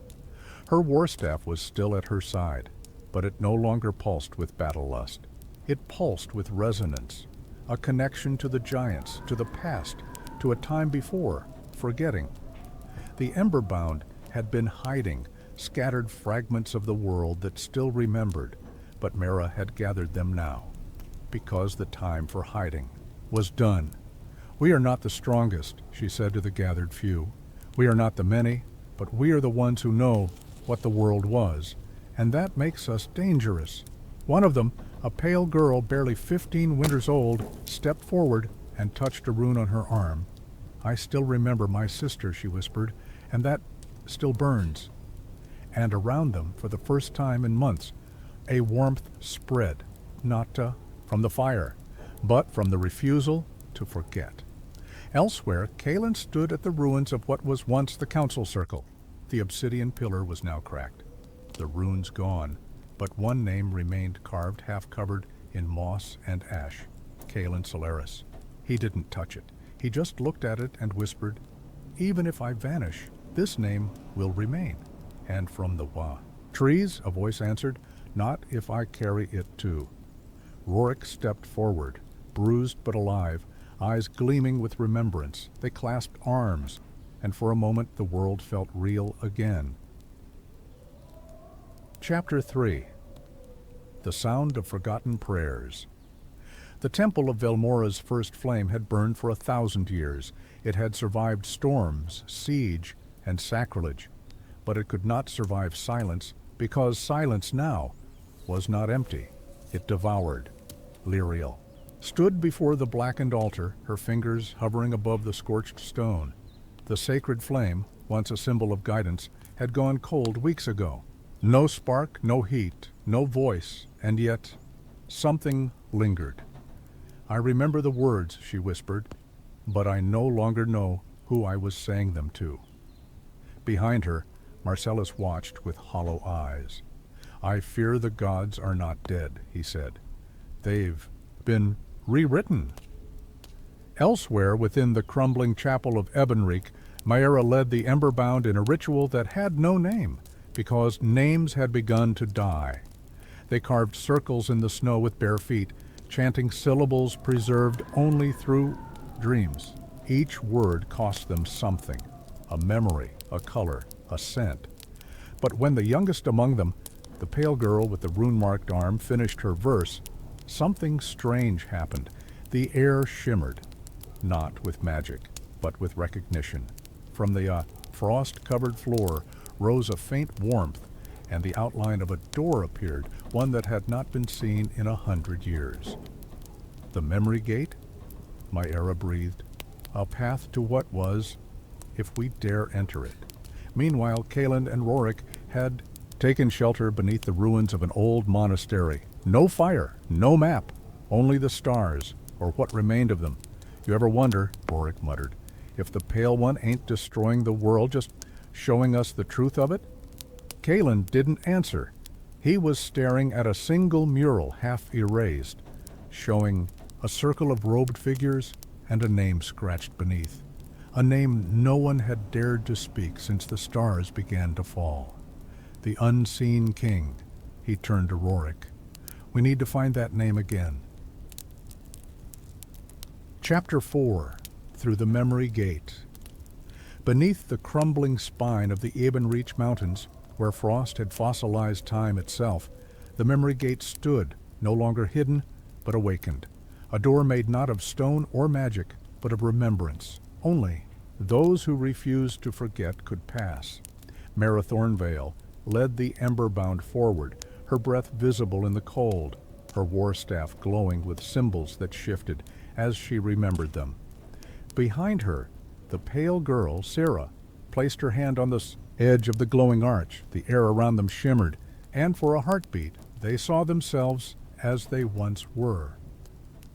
Sarah, playing with her sister in the fields of Stormhold Mara, weeping beside her mother's deathbed long before War I of the Emberbound, laughing over books with a brother now lost.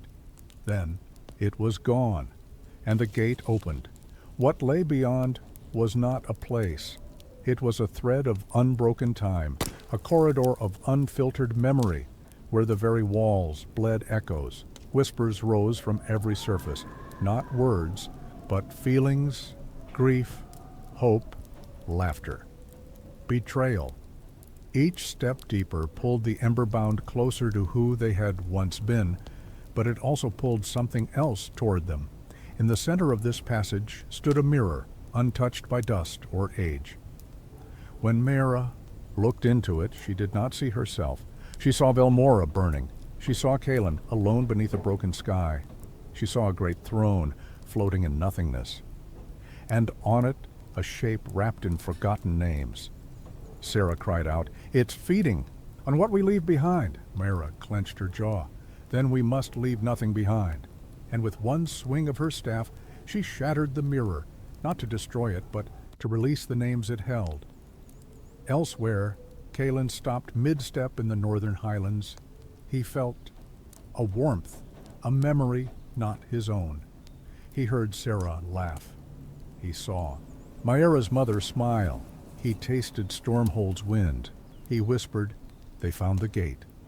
And for the first time in ages, he smiled. Chapter 5, The Ink That Would Not Fade. In the deepest vault of Velmora's arcanum, where even flame feared to linger, a book rested upon an altar of bone and black glass. It was called the Codex of Silence, and no one had opened it in over 300 years, not because they were forbidden, but because the book had forgotten how to be read. Lyriel descended the spiral staircase, Marcellus trailing behind her like a dying shadow. Her fingers trembled, not from fear, but from something rarer, hope. "The memory gate has opened," she whispered. "The echoes are returning." Marcellus said nothing. His eyes were locked on the codex, which now pulsed faintly. Lines of ink began appearing across its surface like veins filling with blood. One word rose above the rest. "Kaelin," Lyriel gasped. "It remembers him." And then another name appeared, and another. Maera, Sarah, Thornvale, Rorik. Every name carried weight. The book had been mute for centuries. Now it sang. Elsewhere, in a cave high above the valley of hollow ash, Kaelin felt a pulse in his chest. He knelt beside a flat stone and began to carve names into it with a dagger, not to honor the dead, but to anchor the living. "The more we remember," he whispered, "the more we become real again." Rorik nodded, staring into the fire. "Then, let's make this world remember us back." Back in the Arcanum, the Codex began to tremble violently. Pages flipped on their own, windless and wild. Then it stopped. The next page was blank. But the blankness was not empty. It stared back, and from it, a voice echoed from beyond the veil. "Even ink must one day forget." Marcellus stumbled back.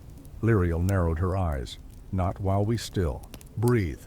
And with that, she took a quill, dipped it in her own blood, and wrote her name. Chapter 6.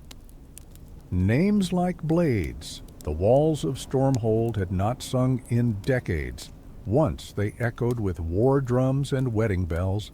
Now they stood silent and cracked, like the bones of a forgotten god. But something moved within them again. Kieran had returned, his steps slow, his eyes sharp.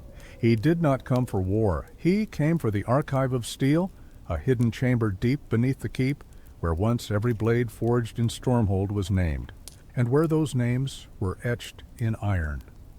The entrance had been buried under collapse and ash, but he found it. He always did. Inside, rusted plaques lined the walls like tombstones, names long since dulled to dust, but in the center of the chamber stood a pedestal, untouched. Upon it, a single sword, wrapped in linen, humming faintly. Kieran unwrapped it slowly. The blade was dull, its edge chipped, but on its fuller, carved deep and old, was a name. Thornvale. He smiled. She still remembers. Elsewhere. Mayra paused mid-ritual. Her eyes widened. I felt it. Sarah looked up. What? Mayra whispered. A blade spoke my name. That same night, across the wastelands where the withered roamed, something went wrong.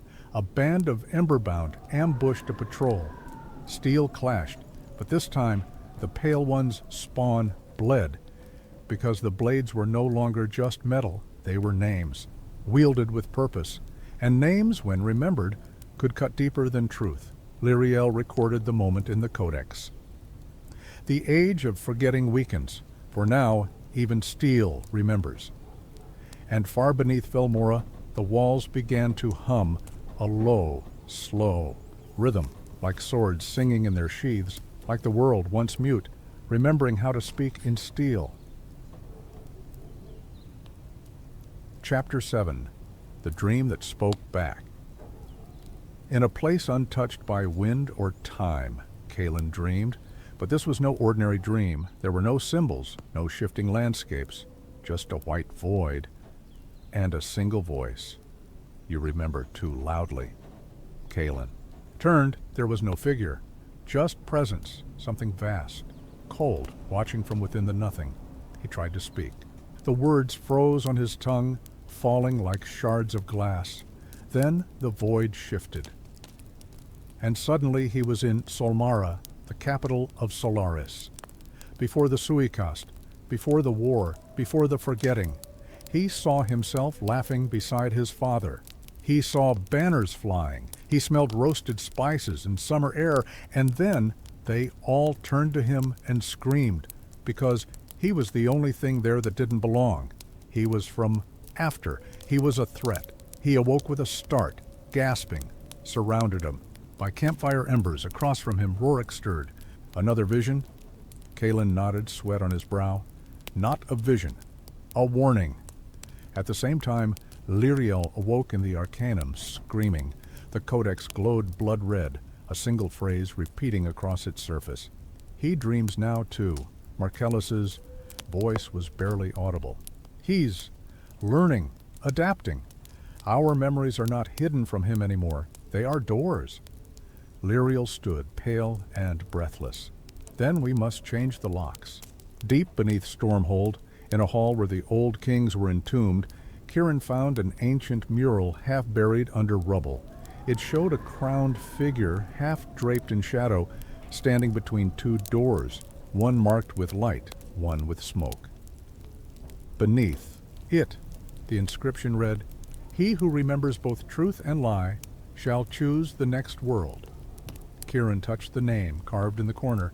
It had been scratched out, but the iron still knew it, and the wall whispered it back. Chapter 8. Echoes, woven in flesh. The withered no longer moved like beasts. They began to speak, not with mouths, but with memories that did not belong to them.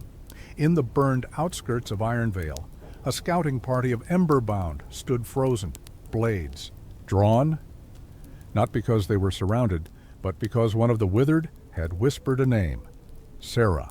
And when the girl stepped forward, the creature tilted its head and said, "I remember your sister's lullaby." Sarah's hands shook, because the melody it hummed was perfect. Elsewhere in the ice-hollow halls of Ebenreek, Mayra looked down upon a prisoner, a withered corpse still twitching with stolen memories. It kept repeating, "I was once a mother. I had sons. I held a blade. I was you." Mayra turned away, heart pounding. "They're using us now, our pasts." Ulvak, standing nearby, growled low. They are becoming what they consume. Meanwhile, in Velmora, Lyriel and Martellus pored over the codex. The ink, now, bled from the pages, no longer just writing, but pulsing like veins. Marcellus muttered, "It's not a book anymore. It's a battlefield." Lyriel stabbed her finger onto one name. "Then we defend it like one." And Calin stood atop a cliff where years ago he once watched his father's army ride out in triumph. Now there were only bones beneath snow, but in the wind he heard a familiar voice say, "You were supposed to die there." Calin did not flinch. He turned slowly to the shadows. Then fate will have to try again, and from the hill behind him dozens of ember-bound warriors stepped into view.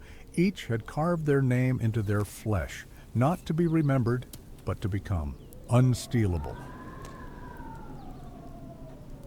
Chapter 9. The day the river bled backward. In the lowlands of Duskfall, where mist swallowed both sun and sanity, a river once ran quietly through the hills, but on this day it began to run backward, not from magic, not from gods, but because the land itself had begun to reject time. The first to notice was a scout from the Ember Bound. She dipped her hand into the water and gasped. Her reflection was not her face. It was her childhood, and as the ripples distorted it, her nose began to bleed. She dropped to her knees, whispering names she hadn't spoken in years, names of friends, lovers, a dog she buried at 7, then silence. Then a scream from the woods. Calin and Rorik arrived hours later, too late to save her, but not too late to see the river bend upward like a serpent defying gravity. And across the surface of the water, names began to etch themselves in scarlet letters. Some were familiar. Some were yet to be born. Rorik turned to Calin. "We're not just losing our past anymore." Calin nodded grimly. "We're losing what we haven't lived yet." Back in Velmora, Lyriel convulsed in the Arcanum. The codex had gone blank, completely white. Marcellus panicked. What does it mean?" Lyriel's eyes fluttered open. Her voice was hoarse. "It means we're no longer remembering the past. We're now trying to remember the future." In Ebonreek, Mara stood before the memory gate again, staring into the mist beyond it. "Time's thread is snapping," she whispered. "If we don't tie it to someone, it'll unravel for good." Ulvak laid a hand on her shoulder. "Then we anchor it, with blood, if we must." And behind them, the Emberbound began carving new runes, not for memory, but for possibility. Chapter 10. The last memory forged. The sky had no stars. The rivers bled upward, and names, once the soul of the world, now flickered like dying embers in a wind that carried no scent of tomorrow. But somewhere deep beneath Ebonreek, one last forge still burned, and at its anvil stood a woman with no crown, no prophecy, only a name carved into every heartbeat she had left, Mara Thornvale. Around her the Emberbound chanted, not with voices but with breath, their memory carried in steam, in pulse, in scars, and before them sat a blank blade, freshly smythe but still nameless. "Name it," Ulvak said. "Anchor it to the world." Mara lifted her hand, blood dripping from her fingers, and traced one word into the metal. Hope. The blade screamed, not in pain, but in recognition. At that moment, across the lands once known as Solaris, Calin dropped to one knee as a flash of warmth surged through him. He looked up to the horizon, and for the first time in weeks, the sun rose, not golden, not silver, but red, burning with memory, burning with fight. He stood, Rorik beside him, and behind them thousands of souls, tattooed, scarred, whispering their own names. No kings, no lords, just the unforgotten. In Velmora, the codex turned a single page on its own, and one word appeared. Not a prophecy, not a warning, just a beginning. Remember, far away in the hollow realms, the Pale One stirred, its shape no longer formless. It had bones now, a shadow of a face, because it had fed on so much memory. It had finally begun to take form, but that was its weakness, because now it could be cut. Season 5, Echoes of the Fallen. Chapter 1, The Final Thread. The wind over Ebonreach was sharp but not cold. It was the kind of wind that carried memory, the kind that whispered names into the bones of the mountains and screamed through the hollows of forgotten cathedrals. At the summit stood Calin, his cloak torn but his eyes steady. He looked out across the fractured world, rivers that bent against gravity, forests that whispered in reverse, skies that refused to darken, and beyond all of it, he saw the place where the Pale One had taken form, not a throne, not a palace, just emptiness, pulsing with the weight of stolen souls. "Is it time?" Rorik asked behind him. Calin didn't answer. He unsheathed the blade named Hope. Its edge gleamed, not with light, but with memory made solid. In Velmora, Lyriel dipped her hands into black flame. The codex of silence hovered mid-air, vibrating. Like a trapped scream, Marcellus collapsed behind her. The book, it's no longer writing, it's weaving. Weaving what? She asked, but she already knew. The final thread, she began to chant. Not a spell, but a story. Because the Pale One could consume memories, but it couldn't unwrite truth. In the depths of hollow flame, where even the withered feared to tread, Mara Thornvale lit the last of the memory forges. Each emberbound stood in a circle, holding blades marked with their own names. Sarah stood beside her, eyes glowing. "No more forgetting," Maera said. "No more silence." And with one strike of her war staff, the ground trembled. Across the world, names rose from the soil. Old names, forgotten names. The world began to remember itself, but so did he. The Pale One shifted in the void, no longer faceless. Now, he looked like someone they had lost, and that was his last weapon. Chapter 2. A name too heavy to speak. The campfire in the heart of Stormhold's ruins crackled quietly, not from wood, but from letters carved into stone, set alight with memory. Calin sat before it, blade across his knees, as ember-bound soldiers stood in silence around him. One by one, they stepped forward. Each whispered a single word into the fire, their own names, and with each name, the flames grew colder. Rorik hesitated. He clenched his fists. "If we speak our names, he learns us, right?" Calin nodded. "But if we don't, we forget ourselves first." It wasn't a ritual. It was defiance. And then a voice echoed from the trees. Not a withered, not a man, but a child's voice, gentle and cruel. Why carry names that only bring pain? From the darkness emerged a shape, half boy, half shadow. His eyes shimmered with the reflections of faces long dead. Calin rose slowly. "You're not him." "No," the shadow said, tilting its head. "I'm the piece of you that wants to forget, the part that's tired of remembering the screams, the betrayals, the weight." The fire flared. Several emberbound dropped to their knees, weeping. Some simply forgot why they were there. In Velmora, Lyriel gasped. Her spell faltered. "Oh, rather, thread is fraying." Marcellus grabbed her wrist. "Something is unmaking them." Back at the camp, Calin did not move.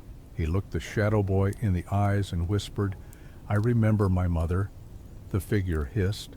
Calin stepped forward. "I remember every friend I buried, every soldier I failed, every lie I believed. I carry all of it, and I still stand." The flame surged red. The shadow screamed and shattered. The fire turned to warmth again. And the name of the night was carved into the stones around them, unbroken. Chapter 3. The Withering Crown. There was a throne once, carved from obsidian and starlight, crowned with iron leaves that whispered the names of kings, long turned to ash. Now, it sat buried beneath the bones of the world, and yet something still sat upon it. In the hollow realms where sunlight had never dared to walk, the Pale One stirred. His shape was no longer vague. He had limbs, fingers, a face stitched together from the grief of thousands. Every scar on his skin bore a name, but at the center of his brow, beneath a rusted circlet of thorns, burned a sigil carved from memory itself, the withering crown. He rose, and with each step across the void, the world above trembled, not because of fear, but because the earth itself began to forget it had ever been whole. Mountains crumbled, forests blinked out of existence, and somewhere a mother forgot her child's name, even as she held their hand. Far above, in the temple ruins of Velmora, Lyriel collapsed to her knees. "The crown is moving," she whispered. Marcellus looked at her with terror. "The Pale One. He's claiming the throne of names." "But it's incomplete," she muttered. "He still needs one more." Marcellus froze. "Whose?" She looked at him with eyes dark as morning, Kaelin's. In Stormhold, Kaelin awoke in the dead of night, breath ragged. A single word had been carved into the ground beside him. No blade, no hand, just memory. "Come." Chapter 4. The Road Where Names Burn. There was once a road that led from Velmora to Solaris. It passed through singing valleys, orchards where kings made peace, and bridges carved by those who remembered their craft. Now that road burned, not with flame, but with unwriting, each stone forgotten, each tree erased, each name etched along the path now smoldering into ash. Kaelin walked it anyway, alone, cloaked in a storm of dust, sword strapped to his back, eyes forward. He didn't look at the faces forming in the wind, faces of those he had lost, those he had failed, those who begged him to turn back, because he knew they weren't real, not anymore. Halfway down the road he found a child crying silently beneath a tree that no longer had leaves. She looked up. Her eyes were empty, her voice hollow. "Do you remember me?" Kaelin crouched slowly. "No." She reached toward his chest, her fingers flickering like smoke. "Then I can live in you." He stood and drew his blade. "No," he said softly. "You'll die in me." And as he stepped forward, the illusion scattered, not in blood, but in memories, falling like feathers. Far behind him, Mara and the Emberbound followed the path, slow, steady. But every mile, one name was lost. One fighter collapsed. They began carving names into each other's armor, not for protection, but so someone else would remember if they fell.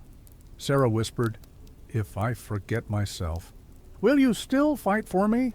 Mara did not answer. She only took her hand and sang a song with no words, and far away, beneath the withering crown, the Pale One opened his mouth and spoke a name that had not yet been born.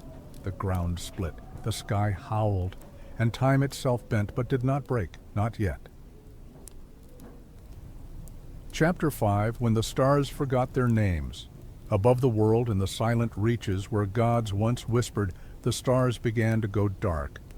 Not shattered, not stolen, just forgotten. One by one their names vanished from the sky, and with each lost star, a piece of someone on the ground vanished too. Lyriel stood atop Velmora's tallest spire, arms spread wide, her robes whipping in the wind. The codex floated before her, pages turning faster than her eyes could follow. "This is it," she whispered, "the last map. The sky was always our story, and now it's being erased." Marcellus clutched the tower's stone rail, shaking. "If the stars die, the world forgets where it began." Lyriel nodded, her eyes glowing. "Then we remind it." She raised her voice, not with magic, but with memory. The names of the constellations, the stories behind them, the myths that once gave children hope. She spoke them all, aloud and unafraid, and for a moment, just one, a single star reignited. In the scorched fields of Solaris, Kaelin saw it, a flicker in the sky, small, fragile, but real. He turned to Rorik. She's fighting with stories, Rorik smirked. Then we'd better win fast. I've only got one story left in me. Kaelin gripped the sword of hope. Make it count. Elsewhere, in the deep caverns where the ember-bound slept between marches, Sarah dreamed of a sky that never existed, and in her sleep she whispered a name no one had taught her. A name from the stars, a name that hadn't yet been born, a weapon waiting to be remembered. Chapter 6. The Mirror That Refused to Break. Deep beneath Iron Vale, in a chamber lined with the bones of giants, stood a mirror, cracked, tarnished, but unbroken. No spell could move it, no blade could shatter it, because it wasn't made of glass, was made of truth. Mara entered the chamber alone. Behind her, the ember-bound waited, silent as the tombs around them. She had come seeking reflection. Instead, the mirror reflected nothing. No face, no form, just a vast white silence. Then, slowly, a shape appeared. Not hers, not pale one's, but every version. Of her that might have been a tyrant ruling with fire, a mother lost in grief, a warrior who never survived her first battle, a girl who never touched a blade. They all looked at her and spoke in one voice. Choose.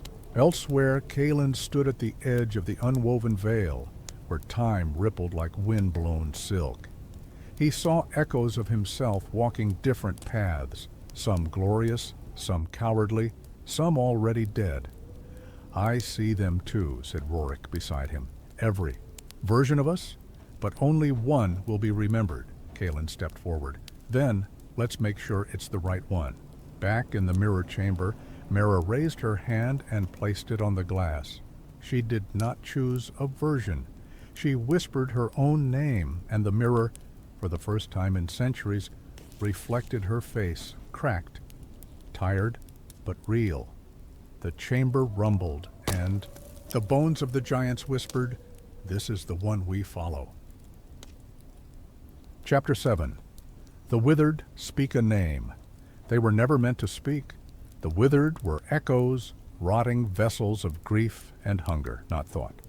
But on this night, under the ruined moon, they sang, and the name they sang was Kaelin.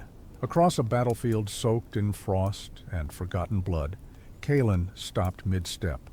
The air thickened. The stars above seemed to shudder. The Pale One had loosed a fragment of its will, not to fight, but to echo. Hundreds of withered stood in a ring, unmoving, their heads tilted towards the same dark sky, chanting the name again and again, as if to carve it from memory and claim it as their own. Rorik growled. If they take your name, they won't, Kaelin said. His grip on the sword of hope tightened.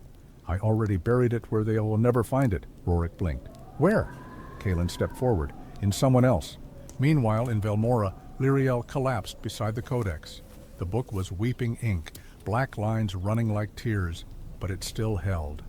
Marcellus whispered, "They're trying to consume his name, burn it from the world." Lyriel pressed her bloody palm to the page. "No, let it be carved deeper." And she began to write the name again, not once, but 7 times, each in a different forgotten language. In Ironvale, Mara felt a sting at the back of her neck. The name, Kaelin, etched itself onto her skin in glowing runes. Sarah gasped. "What's happening?" Mara smiled grimly. "He trusted me with it, so now, if they want his name, they have to kill me first." Chapter 8. The Song Beneath the Silence. For weeks the sky had been mute. No bird dared to sing, no wind dared to whistle. Even grief had lost its sound. But on the 8th night of the last march, a sound returned, faint, broken, but undeniably. Song. It began in the throat of a dying, ember-bound soldier, his breath short, his chest split, but his voice steady, a lullaby. Old, from before the war, before the forgetting, others joined, one by one, from Velmora to Ironvale, from Duskfall to Stormhold. The Forgotten began to sing, and the Pale One listened. Far beneath the hollow realms, it sat upon its throne of silence. The The withering crown pulsed.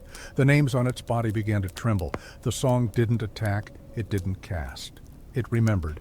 Each verse a life, each note a face, each breath a defiance. In the codex, Lyriel's ink began to hum. She looked at Marcellus, tears in her eyes. It's not a spell. It's not a weapon. It's home, Marcellus whispered. A world that remembers itself cannot be devoured. Myra and Sarah walked through a burned village, the melody reaching them on the wind. Sarah clutched Myra's hand. I know this song. Our mother sang it before the withered came. Myra looked up, heart aching. She didn't forget you. No, Sarah whispered. And now, neither will the world. Calin stood upon a cliff, the last of the road behind him. He closed his eyes and joined the song, not to lead, not to command, just to belong. Chapter 9. Where the World Remembers Itself. The sky did not shatter. It opened, not in violence, but like an old wound breathing again. Above the war-torn valley known once as Solara's cradle, the stars returned, not all of them, just enough, and with their light came a sound deeper than thunder, older than language, the sound of the world remembering its own name. Calin stood at the center of the valley, the sword of hope buried in the soil beside him. He did not raise it. He let it pulse like a heartbeat, stronger now than ever. Across the hills, ember-bound forces rallied, banners stitched with memory, armor etched with names, songs still on their lips. They were no longer fighting to win. They were fighting to be remembered. In Velmora, the codex tore itself apart, but not in pain. Its pages flew into the air, each becoming a letter, each letter becoming a bird of light. They scattered across the land, carrying names to every forgotten place, etching memory into stone, into blood, into fire. Lyriel smiled faintly as her hands fell limp. Marcellus caught her. "You did it," he whispered. "You wrote the world back into being. In the hollow realms, the Pale One screamed. The withering crown cracked. He looked down at his hands and found no names left to steal.